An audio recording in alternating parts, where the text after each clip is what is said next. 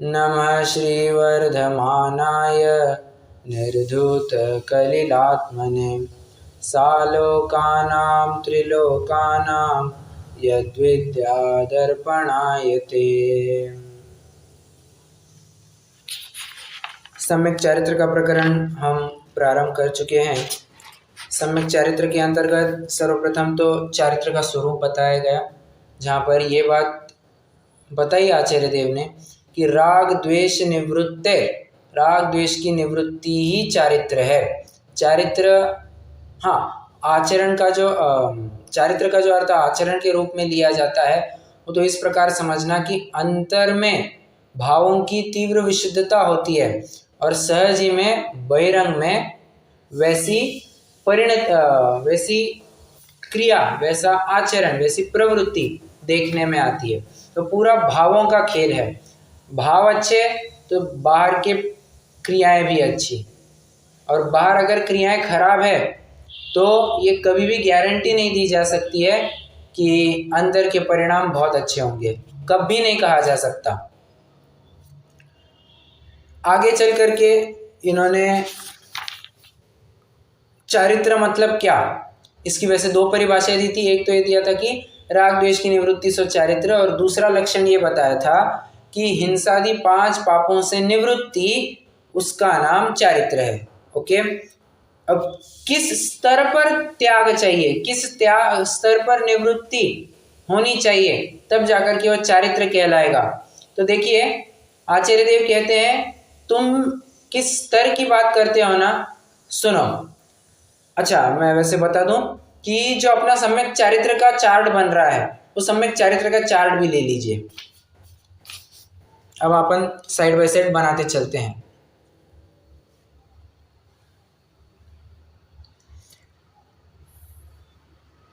आ गए?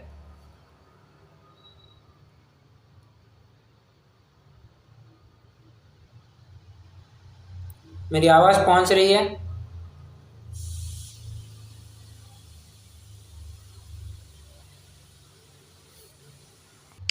ठीक है, नहीं थोड़ा सा क्विक रिप्लाई देंगे तो बेहतर रहेगा, मैं भी अटकूंगा नहीं, आपको भी दिक्कत नहीं होगी। ठीक है, कहाँ तक आए थे? हाँ, मैं तो कह रहा था चार्ट ले लीजिए। चार्ट में अब अपन भरना चालू करते हैं।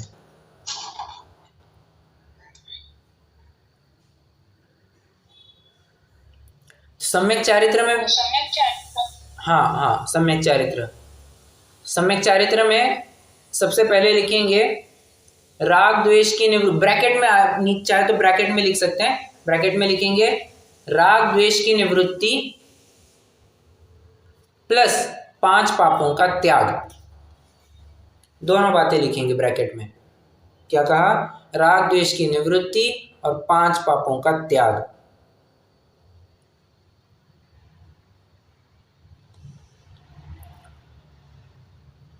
अब उस चारित्र के, सम्यक चारित्र के फिर से दो भेद करेंगे, एक अणुव्रत, एक महाव्रत। महाव्रत के लिए एकदम छोटी जगह चाहिए, बहुत छोटी जगह। महाव्रत को अपन एक्सपांड नहीं कर रहे हैं, बस यहाँ प्रकरण आया है तो ले रहे हैं। एक जगह लिखेंगे अणुव्रत, एक जगह लिखेंगे महाव्रत, 2 ब्रांचेस करके। यहां तक आ गए। अब एक काम करते हैं अपन 50, 51, 52 इन 3 श्लोकों को एक साथ पढ़ते हैं और फिर मैं आपको चार्ट बनवाते जाऊंगा, उसी के साथ साथ एक्सप्लेन भी करूंगा इन 3 श्लोकों को। ठीक है, आइए 50, 51 और 52 3 श्लोकों को पढ़ना है। सकलम विकलम चरणम तत्सकलम सर्वसंग विरतानाम अनगाराणाम विकलम सागाराणाम ससंगानाम गृहिणाम त्रेधा तिष्ठत्यनुगुण शिक्षा व्रतात्मकं चरणम पंचत्रिचतुरभेदम त्रयं यथा संख्यमाख्यातम् प्राणातिपात वितथ व्याहारस्तेय काममूर्छाभ्य स्थूलेभ्य पापेभ्यो विपरमणमणुव्रतं भवति।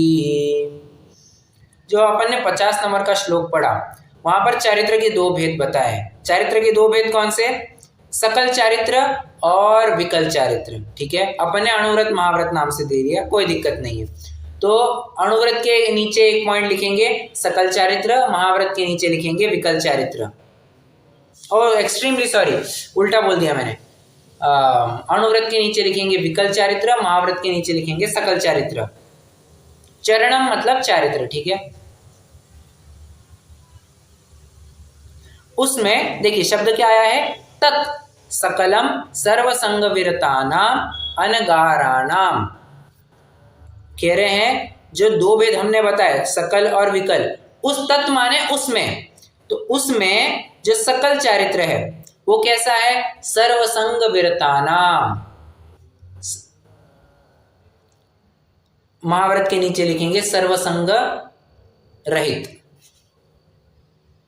सर्वसंग रहित, या सर्वसंग से विरत, कुछ भी कह सकते हैं। संघ नहीं, हाँ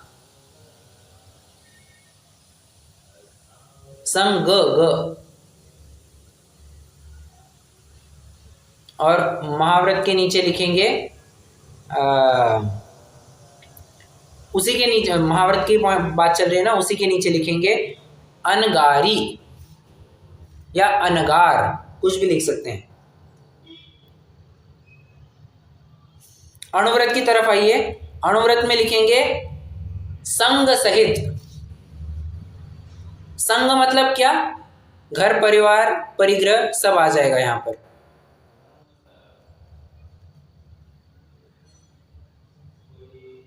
मूलतः लेना हो तो परिग्रह, संग मतलब परिग्रह ही लेना यहां पर।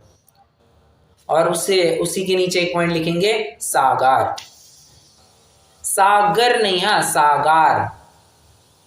क्या क्या संधि विच्छेद क्या इन दोनों की, आगार मतलब देखिए स आगार, अन आगार, मूल कॉमन शब्द क्या है दोनों में, आगार।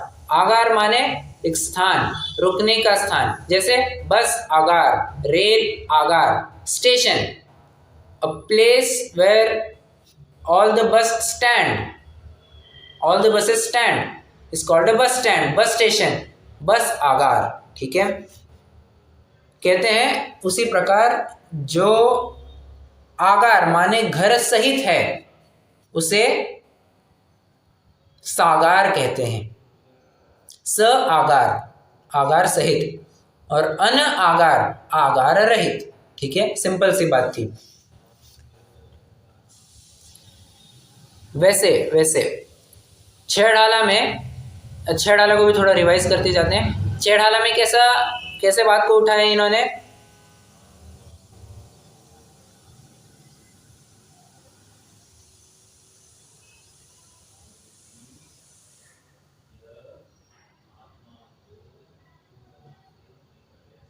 कोई बोलेगा,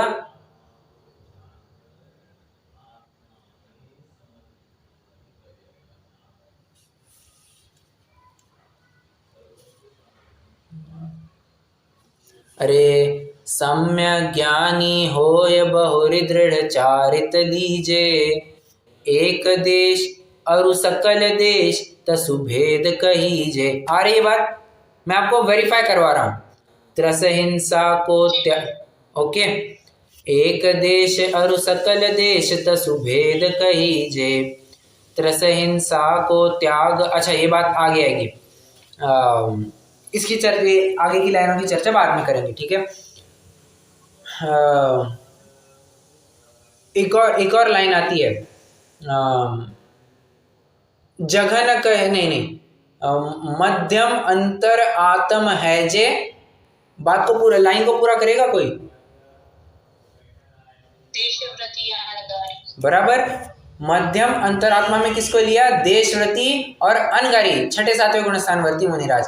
मैंने उस समय में आपको एक और बात कही थी, क्या, आपको अगर मंगलायतन से छपी हुई छेड़ाला अगर आप पढ़ेंगे तो जहाँ तक मैंने सुना हुआ है कि अनगारी इस शब्द के बजाय आगारी यह शब्द है, ठीक है। वैसे आगारी मतलब तो गृहस्थ होता है, परंतु वहां पहले देशव्रतीय शब्द का प्रयोग कर दिया है, तो दो भेद बताने हैं सेम अर्थ वाले, ऐसा तो संभव नहीं है। तो वहां पर संधि विच्छेद कैसा करना, अआगारी, अआगारी मतलब जो आगार रहित है। हालांकि व्याकरण के हिसाब से ठीक नहीं बैठता है। क्यों? क्योंकि जितने भी शब्द स्वर से प्रारंभ होते हैं उनका विलोम अन लगा करके होता है, और जितने भी शब्द व्यंजन से प्रारंभ होते हैं उनका विलोम अ लगा करके होता है। जैसे उदाहरण देगा कोई, मैं आपको थोड़े उदाहरण देता हूं, फिर आप सोचना। एक, इसका विलोम क्या है?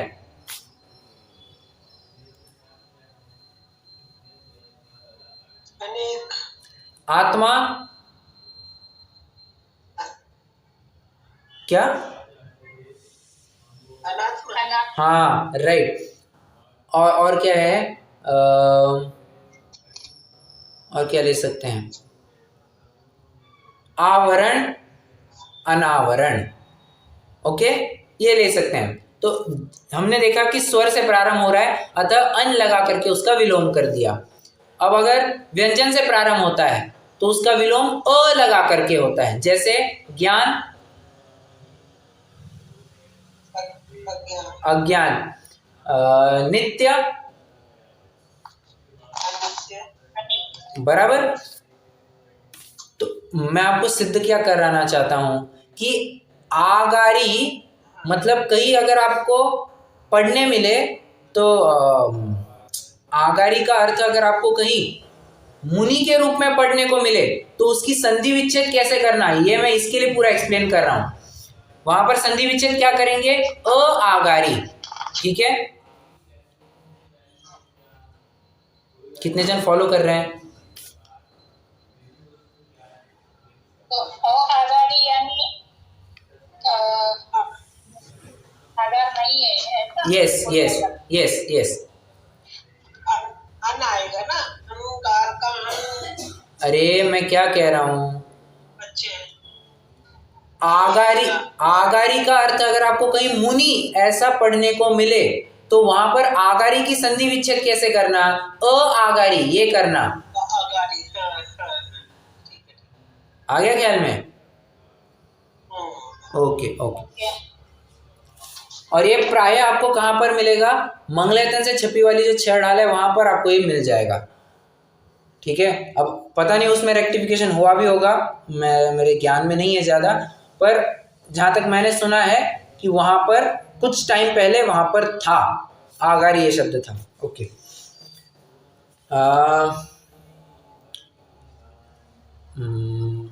डन।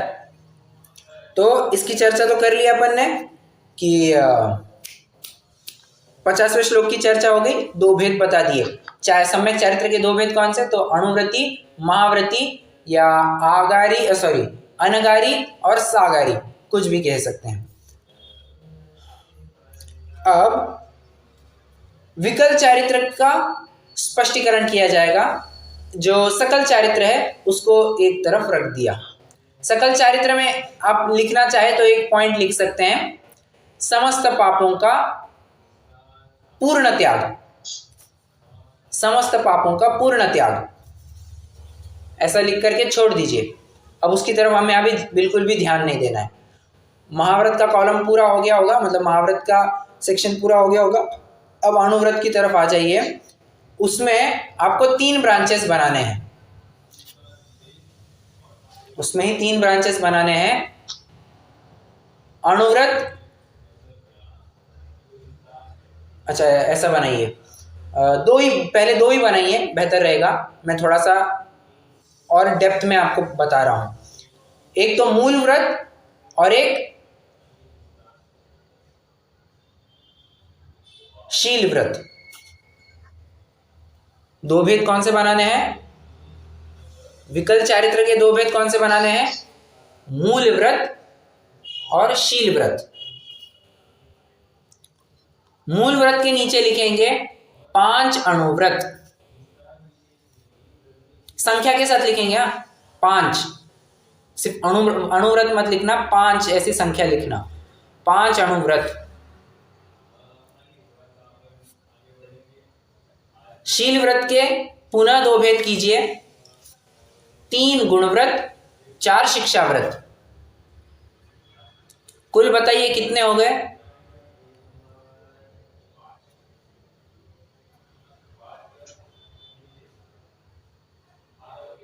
कुल व्रत कितने हो गए?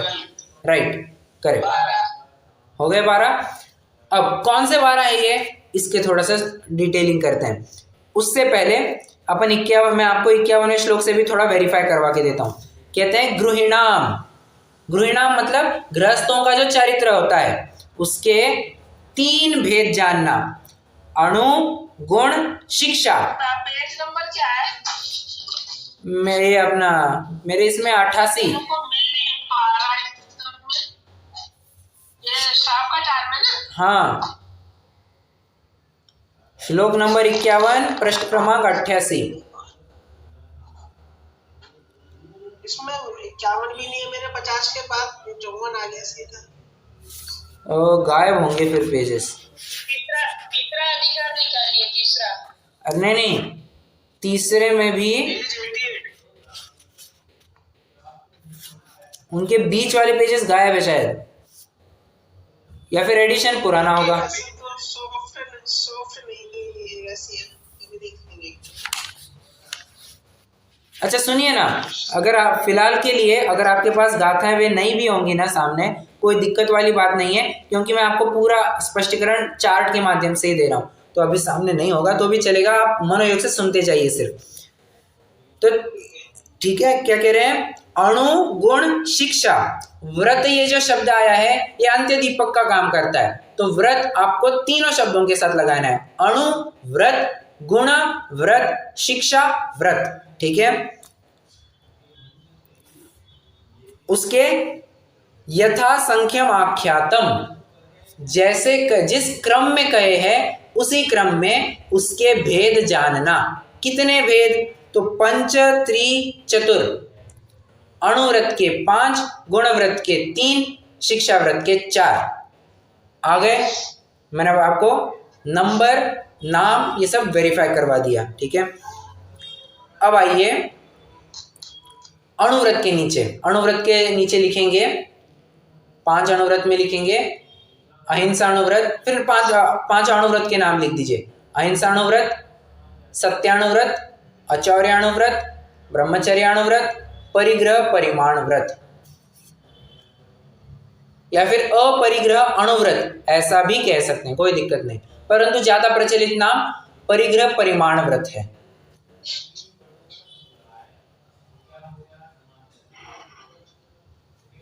कहां पर आई ये बात? पढ़िए, 52वां श्लोक पढ़िए। प्राणातिपात, प्राणातिपात कह करके प्राणों का घात करना, हिंसा, अहिंसा अणुव्रत की बात की। वितथ व्याहार, वितथ माने झूठ, व्याहार मतलब बोलना, तो झूठ बोलना, इससे निवृत्ति। ठीक है, इससे निवृत्ति, ये सत्याणुव्रत। स्तेय, स्तेय माने चोरी, तो चोरी से विरक्ति, अचौर्याणुव्रत। काम माने विषय या फिर भोग, कुछ भी कह सकते हैं, उससे निवृत्ति या उसमें परिमाण। और मूर्छा, देखिए क्या शब्द का, जबरदस्त शब्द का प्रयोग किया है इन्होंने। बराबर तत्वार सूत्र के 7वें अध्याय का जो सूत्र है मूर्छा परिग्रह, वो सूत्र सीधा यहाँ उठा करके यहाँ पर डाल दिया है। कहते हैं हम परिग्रह नहीं लिखेंगे, हम मूर्छा लिखेंगे। क्यों? मूर्छा ही परिग्रह है। तो परिग्रह परिमाण व्रत की भी बात यहाँ पर आ गई। इनका कैसा त्याग? स्थूल त्याग, प्राणों का घात या झूठ बोलना, चोरी, काम सेवन और परिग्रह, इनका कैसा त्याग? स्थूल त्याग, अणु त्याग, उसे अणुव्रत कहते हैं। ये अणुव्रत के 5 भेद होते हैं। ओके,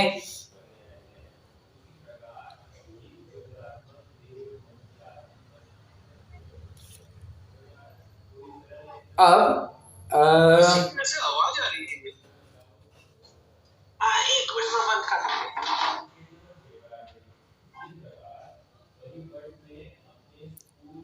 मेरी तो आवाज आ रही है बराबर। ठीक, डन। हो गया। तो जितना मुझे चार्ट अभी बनवाना था उतना मैंने बनवा करके रेडी कर दिया है, ठीक है। अब 3 श्लोकों की चर्चा हो गई। अब आइए 53वें श्लोक, फटाफट जा रहे हैं अपन क्योंकि ज़्यादा एक्सप्लेन करने वाली कोई बात थी नहीं। आइए अब अपन को थोड़ा सा धीरे धीरे धीमे धीमे एक एक की चर्चा करनी है। मैं आपको बता दूं, यहाँ पर हम रत्नाकर श्रावकाचार्य जी का आधार लेंगे ही लेंगे। पॉइंट नंबर 2 हम छेड़ाला का भी आधार लेंगे। पॉइंट नंबर 3 हम तत्वार्थ सूत्र के 7वें अध्याय का भी आधार लेंगे। तो इसलिए आपसे अनुरोध है कि तत्वार्थ सूत्र का 7वां अध्याय लेकर के बैठिएगा और छेड़ाला भी अपने साथ लेकर के बैठिएगा। दोनों भी आपको लगेंगे। अभी ये कब तक लगेंगे?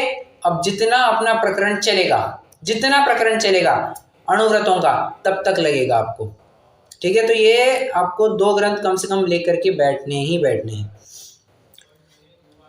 और रत्नाकर श्रावकाचार्य तो अपना चल ही रहा है। देखिए क्या कहते हैं 53वें श्लोक में, अहिंसाणुव्रत का स्वरूप स्पष्ट कर रहे हैं। संकल्पात्कृत कारित मननाद्योग त्रयस्य चर सत्वान् नहि नस्ति यत्तदाहो स्थूलवदाद् विरमणं निपुणा। चर सत्वान मतलब क्या? अर्थ बताइए और यह शब्द कहाँ प्रयोग में लाया है?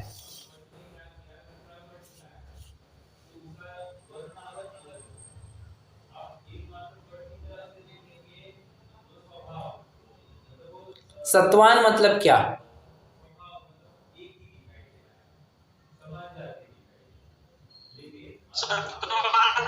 प्राणी को बोलते हैं। ओके, प्राणी कहिए या फिर बेहतर रहेगा जीव को कहे आप। जीव को सत्व कहा जाता है। सत्वेषु मैत्री कहते हैं अपन। तो सत्वेषु मैत्री मतलब सभी जीव मात्र के प्रति। ये शब्द और कहाँ पर पढ़ा है हमने? सत्वान।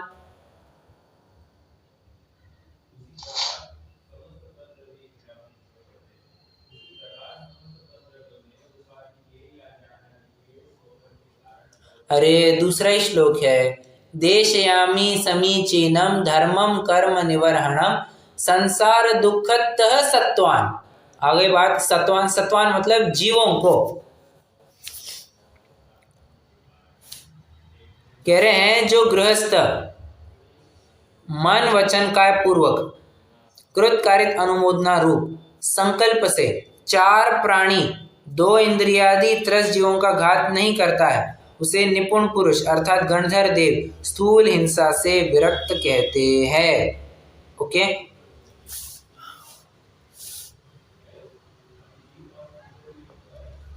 कितने कोटि से त्यागी कह रहे हैं यहाँ पर? अहिंसा व्रत हिंसा का कितने कोटि से त्यागी कह रहे हैं?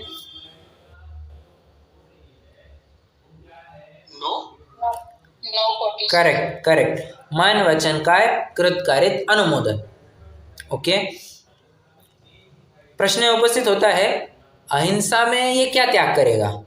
अहिंसा में ये क्या त्याग करेगा? तो कहते हैं सुनो, अहिंसा कह रहा हूं मैं, हिंसा में क्या त्याग करेगा? तो कहते हैं भले आदमी सुनो, हिंसा के 4 भेद होते हैं। या आप चाहे तो फ्रेश पेज पर नया एक और चार्ट बना सकते हैं।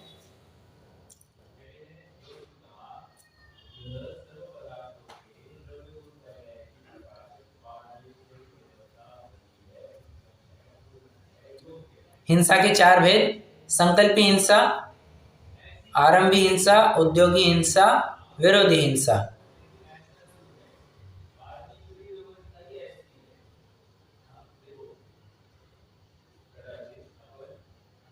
हो गया?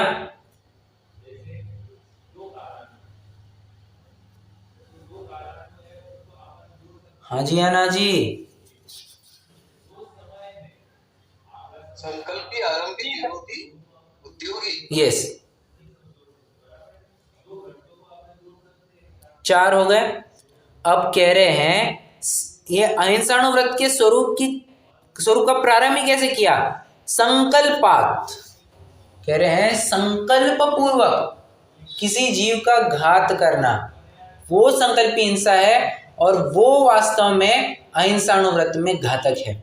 ठीक है, अगर अहिंसाणुव्रत को तोड़ना होगा तो संकल्प पूर्वक हिंसा करना, जो कि कोई भी ज्ञानी जीव करता नहीं है। ओके, अब संकल्प पूर्वक मतलब क्या, थोड़े से उदाहरण दीजिए ना।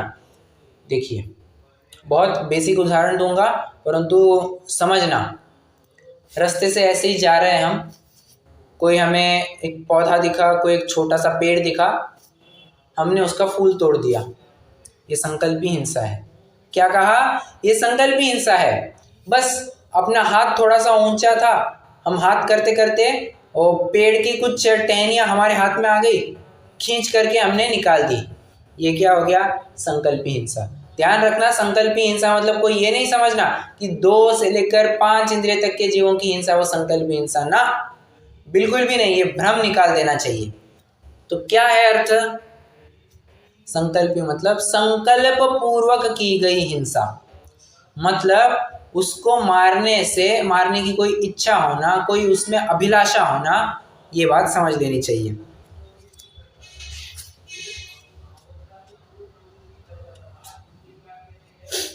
देखिए अर्थ पढ़ते हैं यहाँ पर। अच्छा, हो गया। संकल्पी हिंसा ना, संकल्पी भैया जी, खाना खाने के लिए जो सब्जी काटते हैं वो भी तो संकल्प ही हो जाएगी क्या? नहीं, वो अच्छा, बहुत अच्छा पॉइंट है, ये आरंभी हिंसा में आएगा। आरंभी, देखिए, श्रावक संकल्पी हिंसा का त्यागी हुआ है, प्रतिज्ञाबद्ध त्यागी, और जो बची हुई 3 हिंसाएं हैं, विरोधी हिंसा, आरंभी हिंसा, उद्योगी हिंसा, ये हिंसाएं हुए बिना रहती नहीं है, ये किए बिना इसकी गृहस्थी नहीं चल सकती। हाँ, विरोधी हिंसा को थोड़ी देर गौन कर सकते, कोई दिक्कत नहीं है, परंतु आरंभी हिंसा और उद्योगी हिंसा बिना तो गृहस्थी ही नहीं चल सकती है। गृहस्थी का मूल बेस ही वो सब आरंभिक कार्य करना है, धनार्जन करना है, गृहस्थी का मूल ही वही है। कितने भी काम तो रोज करने पड़ते हैं, चूल्हा जलाना, पंचसूना के काम बेसिकली चूल्हा जलाना है, झाड़ू लगाना, झाड़ू मतलब बुहारी लगाना है, और बोलिए कूटना, पीसना, पानी भरना, ये सब आरंभी हिंसा में चले जाएंगे। ओके, धन कमाना ये उद्योगी हिंसा में भी जा सकता है, आरंभी हिंसा में भी जा सकता है।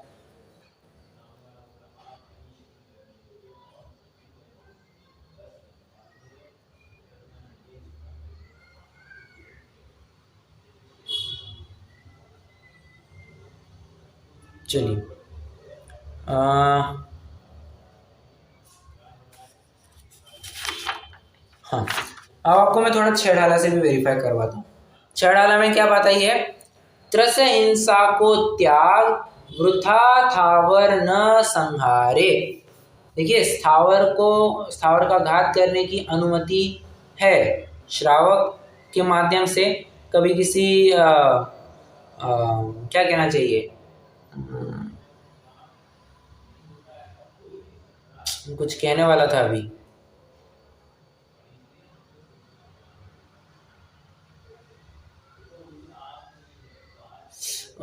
क्या पॉइंट था, देखिए मैं भूल गया, पॉइंट अच्छा कहने वाला था।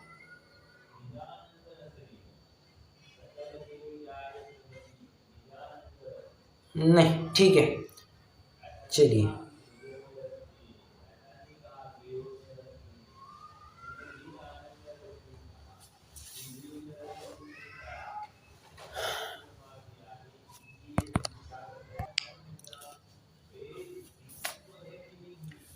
प्रश्न है कि आरंभिक कार्य करते करते किसी संगी भी नहीं कह सकते, किसी 2 इंद्रिय या उससे आगे जीव की हिंसा हो गई, सूक्ष्म था, थोड़ा छोटा था, और उसकी हिंसा हो गई।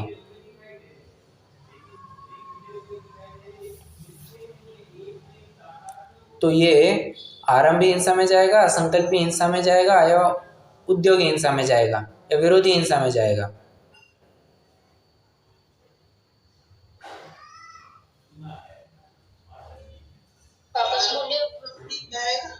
क्या क्या,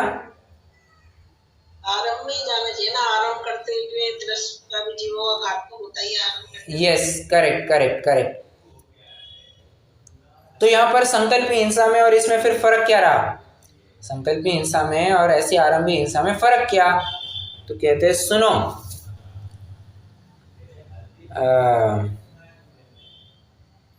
अरे यार अभी ध्यान में आया था मुझे वो पॉइंट।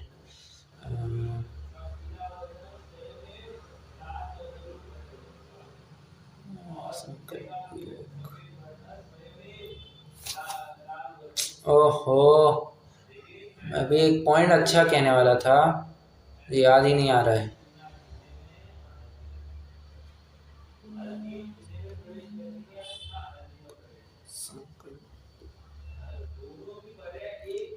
हाँ, देखिए मैं तो ये कहना चाह रहा था, आप चाहे तो एक काम कीजिए, पेज नंबर 90 पर आ जाइए, रत्नाकर श्रावकाचार्य में पेज नंबर 90 पर आइए।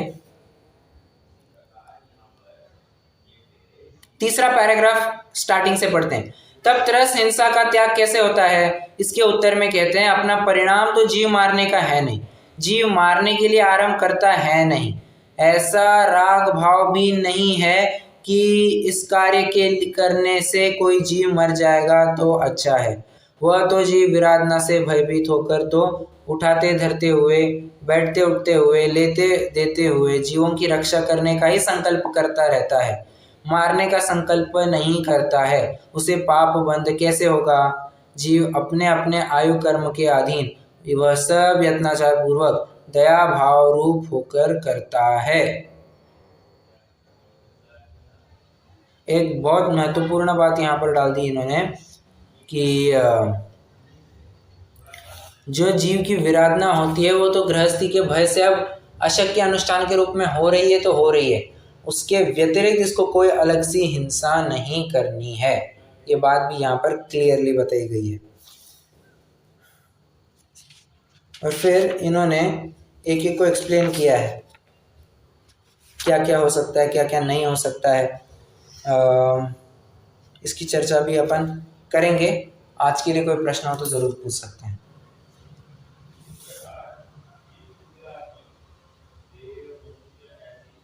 नहीं है?